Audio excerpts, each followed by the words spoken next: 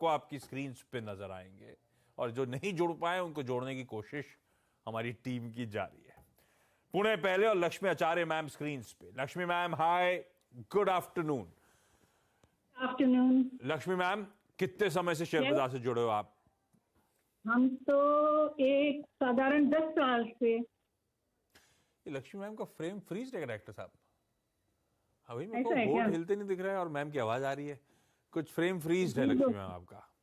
अच्छा, फ्रीज है, क्या करें? ना कोई इशू नहीं, आपकी आवाज आ रही है, आप दिख रहे हो, अपना तो काम हो गया। लक्ष्मी मैम, कैसी रही आपकी जर्नी शेयर बाजार की?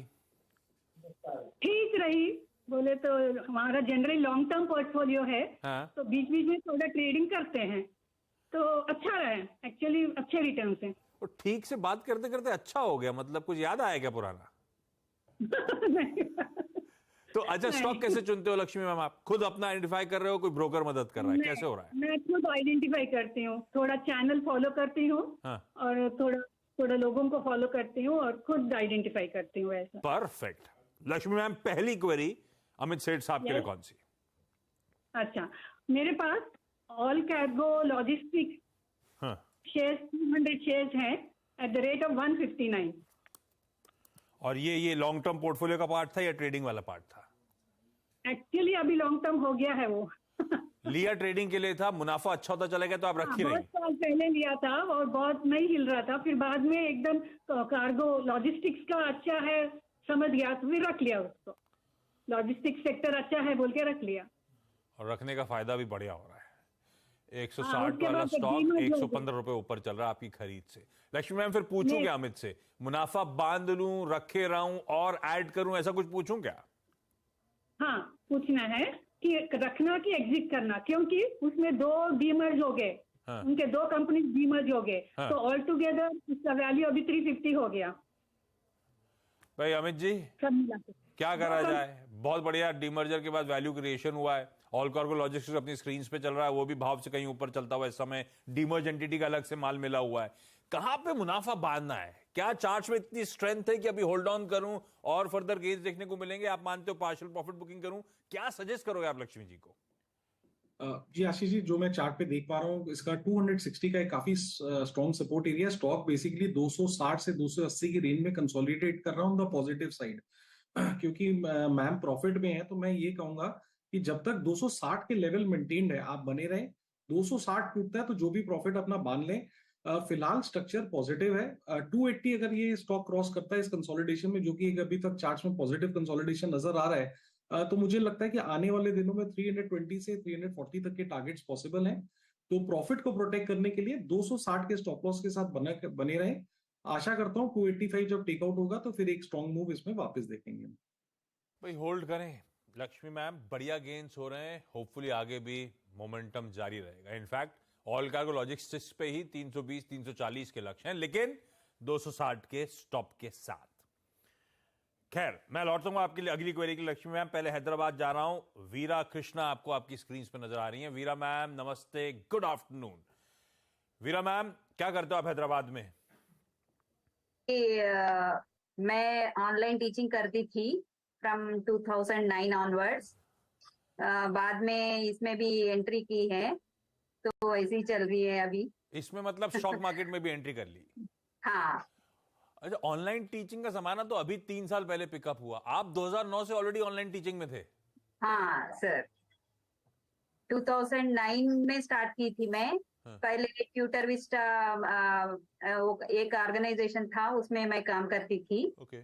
फिर बाद में मेरा ओन वेबसाइट mathma.com था। वो उससे मैं स्टूडेंट्स को ऑन बोर्ड मेरे या। तो ऑनलाइन पढ़ लेते हैं बच्चे क्या? हाँ, पढ़ लेते। मैं तो क्लास में बैठ के नहीं पढ़ पाता था। नहीं सर, ये लोग क्या करते बोले तो एग्जाम से पहले ये लोग क्लासेस लेते हैं। अमित जी, आप क्लास में बैठ के पढ़ते थे क्या? ऑनलाइन पढ़ाएं तो आप पढ़ोगे क्या? जी हमारे समय ऑनलाइन आशीष जी होता ही नहीं था। और क्लास में अटेंटिव रहते थे आप सुबह से शाम तक स्कूल में? आपकी आवाज से कट हो गया आशीष जी, एक बार रिपीट होता है जब स्कूल की यादें करो ना, आवाज ही नहीं आती किसी को। वीरा मैम, पहला सवाल कौन सा? सर मैं पेड लीजिंग बेड फिनांस 41 पे ली थी सर। वो ओके। प्रशांत सर बोल रहे थे कि वो 60 तक चले जाएगा, हाँ हाँ हाँ, लेकिन फिर बाद में एक ही दिन 20% नीचे आ गया, अभी वो गिर ही 22। चले जा रहा है। हाँ वही। तो हाँ, और ये शुरू हुई थी जर्नी 20 रुपए से, उसी के पास वापस पहुंच रहा है। पहाड़ जैसा बना हुआ है। अमित जी, ये देखा है BAID, बेद फिनसर्व करके है, अच्छा खासा ये नुकसान हो रहा है। ओके जी। जी काफी खराब स्ट्रक्चर है स्टॉक का आशीष जी। तो मेरी सलाह तो यही, बिकॉज आप इसकी वीकली कैंडल्स भी देखें तो 3 वीक की कैंडल्स काफी खराब रही है। सपोर्ट लगभग 28 रुपए के पास था, वो ब्रेक होने का स्टॉक ऑलमोस्ट एक फ्री फॉल में आ गया। तो सलाह यही है, आज तो 5% अब है, कोई बाउंस मिले कोई राइज मिले तो इसमें से एग्जिट की ही सलाह है। कोई राइज मिले तो एग्जिट करने के मौके हैं भाई, इससे थोड़ा सा कोई भी उछाल। आज तो खैर मेरे ख्याल से 5% ऊपर दिख रहा है मुझे। आज ऊपर है, थोड़ा बाउंस आए आने वाले दिनों में तो एग्जिट करने की हाँ, करें तो आने इसमें वाले से। दिनों में कुछ बाउंस एक्सपेक्टेड है, उस बाउंस में वीरा मैम निकलने की कोशिश करेंगे। अभी आपके लॉसेस ज्यादा हैं, आप बाउंस का इंतजार करिए। और दिख रहा है आज तो खैर 5% अपर सर्किट की तरफ, आज सर्किट ही होगा 5% का जिसपे खड़ा हुआ है। मैं आता हूं अगली क्वेरीज के लिए मैम। लक्ष्मी मैम, अगला सवाल। अच्छा, मुझे एक एडवाइस होना है। हाँ, वो मुझे मिड कैप और स्मॉल कैप ETF में इन्वेस्टिंग शुरू करना क्या? कंसिडरिंग माय एज, स्टॉक्स को ट्रैक करना तकलीफ होता है, तो should I start investing in mid cap and small cap ETFs? तो कंसिडरिंग योर एज, आप मिड कैप स्मॉल कैप की यूनिवर्स में अज्यूम कर रहा हूं। अब मुझे एज वेज तो मैं पूछूंगा नहीं ना, मतलब आप बेसिकली कहना चाहते हो कि अब इस समय आप एक्टिवली स्टॉक्स ट्रैक नहीं कर सकते, मिड कैप स्मॉल कैप्स के ETF में पैसा डालना चाहते हो। मुझे नहीं पता आपके गोल्स नियर टर्म कौन से हैं, क्या है, पर mid cap small cap universe में जाने की जरूरत क्या है? अगर एक्यूमुलेशन स्ट्रांग था तो एज के साथ साथ धीरे धीरे अपन लोग अपनी रिस्क प्रोफाइल को एडजस्ट करते हैं, रिस्क एवर्स होते चले जाते हैं लॉजिकली, है ना। तो आप लार्ज कैप ETFs में इन सब में क्यों नहीं जाने की? आपने मिड कैप स्मॉल कैप का सोचा क्यों? लॉजिक समझता हूं, फिर मैं अमित के पास चलता हूं। लार्ज कैप ETF है निफ्टी 20 हाँ, है। थोड़ा सा डाइवर्सिफाई करना चाहते हो आप, और ETF हाँ। लेना चाहते हो स्मॉल और मिड कैप, ठीक है। हाँ। भाई अमित जी, यार एक तो आप जरा मिड कैप इंडेक्स जरा देख के बताओ। बहुत एक मेरे ख्याल से इस वीकेंड पे मैं आवाज अड्डा का एक बहुत अच्छा डिबेट सुन रहा था। वो आवाज अड्डा का डिबेट कह रहा है कि लार्ज कैप, मिड कैप और स्मॉल कैप से बहुत सॉलिड आउट परफॉर्मेंस है, इसलिए शायद हम लोग चर्चा भी कर रहे हैं क्योंकि बहुत सॉलिड कैचअप प्ले किया उस पॉकेट ने। इनफैक्ट अब शायद वैल्यूएशन उतने कंपेलिंग नहीं रह गए वीजा वी लार्ज कैप्स के। मैं कई सारे एक्सपर्ट्स को सुन रहा था जो स्पेसिफिकली कहते हैं अगले 12-18 महीने हो सकता है लार्ज कैप्स में पॉकेट हो सकती है जहां पे वैल्यूएशन कैचअप होना शुरू हो, जहां पे पैसा अब चैनलाइज हो। कई सारे रीजंस हाईलाइटेड थे, सेबी के वो नियम जो आए थे म्यूचुअल फंड एलोकेशन वगैरह को लेकर, उसके चलते प्राइसी मिड कैप्स और भी प्राइसी होते चले गए। खैर, हैविंग सेड दैट, अगर कोई आपसे पूछे अमित जी एज मेरा बहुत ज्यादा फेवर में, मतलब मैं इस एज पे हूं कि मैं एक्टिवली स्टॉक्स को ट्रैक नहीं कर सकता, क्या मिड कैप्स और स्मॉल कैप मुझे लेने चाहिए? क्या उसके ETFs के थ्रू उस पॉकेट की एक्सपेक्टेड तेजी को बनाऊं? सही तरीका है क्या? और आप रिकमेंड करोगे इस ब्रॉडर मार्केट्स में उतरने के लिए मुझे?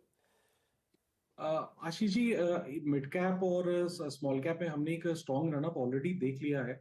ऐसा नहीं कहूंगा कि चार्ट्स में कोई साइन ऑफ वीकनेस है, बट जो क्रीम होता है वो हमने रिसेंटली इसमें ऑलरेडी देख लिया है। और मेरी सलाह हमेशा ये रहती है कि at one go you should never invest. SIP हमेशा करनी चाहिए क्योंकि आपके हर लेवल्स में आपके प्राइसेस आ जाते हैं। लेकिन कंसिडरिंग द फैक्ट कि इनके कुछ नियर टर्म गोल्स हैं, तो मुझे लगता है in the near term time आ गया थोड़ा सा लार्ज कैप को आउट परफॉर्म करने का। Mid caps have already run up well, तो एलोकेशन थोड़ा सा रहना चाहिए लार्ज कैप्स में। मिड कैप और इसमें थोड़ा कम रखना चाहिए, ऑलरेडी एक आउट परफॉर्मेंस ऑलरेडी आ चुकी है। बट अगर करना हो तो थ्रू SIP ही करना चाहिए, बिकॉज उसमें फिर हमारी कॉस्टिंग एवरेज आउट हो जाती है हर भाव में। इस बीच अच्छा नहीं, मैं असल में म्यूचुअल फंड इंडस्ट्री के वेटरन्स को मैं सुन रहा था, लक्ष्मी मैम सुना करिए आप शाम वाम के शोज भी, उनके लॉजिक बहुत सटीक थे। क्यों मिड कैप्स में इस तरह का स्मॉल कैप्स में क्यों आउट परफॉर्मेंस आया, और उसमें यूनिवर्स में बहुत लिमिटेड क्वालिटी स्टॉक्स हैं जिसमें आप इन्वेस्ट कर सकते हो। असल में वो क्वालिटी स्टॉक्स और महंगे होते चले गए चलते हुए, क्योंकि सारे फंड वहीं पैसा चैनलाइज कर रहे थे। अब बहुत ये आप सबके लिए जनरली, और वो सुनने लायक था। वो मेरे ख्याल से आवाज के सोशल मीडिया फीड्स में मिलेगा आपको। वो क्या नाम है उनका, सुंदरम म्यूचुअल फंड वाले सुनील साहब, उनका वो स्टेट चंक पड़ा हुआ है। क्यों लार्ज कैप्स शायद अगले 12 महीनों में अब आउट परफॉर्म करते हुए नजर आएंगे। तो नॉट नेसेसरली जो चल गया है वो आगे भी चलेगा। प्राइसी जब म्यूचुअल फंड मैनेजर्स खुद ही कह रहे हैं बहुत महंगा हो चुका है स्पेस, मुश्किल हो रहा है स्टॉक्स आइडेंटिफाई करना, ढूंढ पाना, मजबूरी है हमारी कि फ्लोज आ रहे हैं, और वो फ्लोज आ रहे हैं मिड कैप स्मॉल कैप्स में ही, ईटीएफ के फ्लोज, एसआईपी फ्लोज जो आ रहे हैं। तो हमारी मजबूरी है कि हमें उसको पैसा वहीं डिप्लॉय करना है सेबी के नियमों के हिसाब से, तो इसलिए फंसा जा रहा है मामला। इसीलिए वो पॉकेट इस तरह का आउट परफॉर्मेंस दिखा रही है। लेकिन कंफर्ट लार्ज कैप्स में, तो ये भी ध्यान रखना है। पर आपने ऑलरेडी लार्ज कैप्स में एक्सपोजर ले रखा, आइडिया अच्छा है डाइवर्सिफाई करने का, ईटीएफ अच्छा तरीका है। अमित ने आंसर बड़ी तरीके से दे दिया है। फेडरल बैंक को प्लीज खींच के ले गए स्टॉक को। रिजल्ट आए भाई साहब और अच्छे लग रहे हैं नंबर्स, एटलीस्ट जो हेडलाइन नंबर्स हैं। 2000 करोड़ रुपए की एनआईए एक्सपेक्टेशन के सामने 2056 करोड़ रुपए का एनआईए आता हुआ। मुनाफा 704 करोड़ से बढ़कर 950 करोड़ रुपए हो गया। हमारी एक्सपेक्टेशन थी 835 करोड़ रुपए की, बढ़िया बीट। ग्रॉस एनपीए रिड्यूस हुए ऑलमोस्ट 14 बेसिस पॉइंट्स का रिडक्शन है, आपकी स्क्रीन पर आएगा gross NPA. Net NPA 5 basis point. Asset quality improve हो रही है, हेडलाइन नंबर्स स्ट्रांग हैं। बाकी डिटेल स्क्रीन पे चलती रहेंगे। अमित, स्टॉक निकल गया है 150 के ऊपर, 151 152 के जोन्स। कैसा प्लेस चार्ट पे? जी आशीष जी, चार्ट्स पे काफी वेल प्लेस्ड है। जिस हिसाब से नंबर्स पॉजिटिव लग रहे हैं, रिएक्शन पॉजिटिव रहना चाहिए। बट आधा पौना घंटा और इसकी एक मूवमेंट ऑब्जर्व करूंगा कि how market reacts to the numbers. But technically strong है। जब तक 147 इंटैक्ट है, मुझे लगता है 157 से 160 के टारगेट्स पॉसिबल है। बस आधा पौना घंटा थोड़ा सा और ऑब्जर्व करूंगा चार्ट को। चलिए वीरा मैम, अगला सवाल आपका। सर मेरा एक ऑप्शन का एक क्वेश्चन है सर। एक्साइड इंडस्ट्रीज में मैं 267.5 का कॉल ऑप्शन ली थी, 432 लॉट्स लिए थे। 2 लॉट लिए हुए हैं आपने। 267.5 का ऑप्शन लिया हुआ है। किस भाव पे लिया हुआ है वीरा मैम? 4 रुपीज 30 पैसे। 4 रुपीज 30 पैसा। हाँ, और 3 रुपए 80 पे आ गया है। हाँ वही। लेकिन अब तो चाल फिर से शुरू हुई ना सर। उस दिन 68 तक गया था, तो गाबा सर, राजेश सतपुते सर ये सब बोल रहे थे कि 70 प्लस चले जाएगा। तो उस समय वो थर्सडे के दिन सबने बताया होगा तो स्टॉप लॉस लगवाया होगा। ऑप्शंस पे स्टॉप लॉस लगाए थे आप? हाँ सर, नहीं सर, वैसे मैं एक्साइड 260 तक वो देख रही थी मैं। अगर 260 लो चले गया तो निकल जाऊंगी बोल के। लेकिन अच्छा, आप ठीक है भाई अमित जी, 267.5 का ऑप्शन लिया हुआ है, 2 लॉट हैं, 264 पे खड़ा हुआ है। अरे एक तो आपने नेकेड लिया, ऊपर से हमने स्टॉप लॉस भी नहीं लगाया। वीरा मैम में गड़बड़ है ना? जिस दिन उल्टा पड़ता है तो सब कुछ ले जाएगा ये आपका, ध्यान रखिएगा। अमित जी क्या करा जाए भाई? एक्साइड चार्ट पे कैसा लग रहा है? और मेरे कुछ होप बची है कि 267.5 का कॉल है, टाइम है मेरे पास, अगर आप बताओ तो। जी आशीष जी, स्ट्रक्चर में फिलहाल कोई खराबी नहीं है। पिछले 2 दिन का जो पुल बैक आया कैंडल्स में ऊपर 267 268 का प्राइस था, लेकिन आज स्टॉक ने एक बुलिश कैंडल बनाया अपना 10 और 20 डेमा के मूविंग एवरेज के ऊपर। अगर ये क्लोज आता है तो पॉजिटिव है। तो एक बार मैम को बने रहना चाहिए। 3 रुपए 80 पैसे का प्राइस है, लेकिन स्टॉप लॉस 3 रुपए का रखें, बिकॉज अगर 3 रुपए निकलता है तो देन इसमें एक नेगेशन आना शुरू हो जाएगा। उससे ज्यादा लॉस देने की जरूरत नहीं है। और जिस हिसाब से आज का कैंडल अगर ऐसा क्लोज आता है तो मुझे लगता है जो प्राइस इन्होंने लिया वहां पे आने की अच्छी पॉसिबिलिटी है, क्योंकि एक बार इन्होंने लॉस देख चुका है। Options are decaying instrument, with time इसकी वैल्यू खत्म होती है, तो प्राइस आए तो निकल जाए। क्योंकि इनिशियली इन्होंने थोड़ा सा नेगेटिव देख लिया, तो जैसे इनका लॉस कवर हो एक बार एग्जिट बना लें। ज्यादा उम्मीद ना रखें। 3 रुपए का स्टॉप लॉस लगाना मत भूलिएगा। और आपकी पोजीशन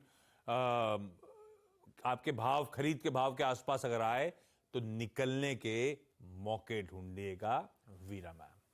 चलिए इस नोट पर Lakshmi ma'am, Veera ma'am, thank you so much जुड़ने के लिए इस प्लेटफॉर्म सीएनबीसी आवाज पे अपनी क्वेरीज रेज करने के लिए। और अमित जी हमेशा की तरह ब्यूटीफुली सारी क्वेरीज सॉल्व कर देना, सारे दुख दर्द दूर करने के लिए आपका भी बहुत धन्यवाद। क्विकली छोटा सा ब्रेक के उस पर एक क्विक मार्केट चेक।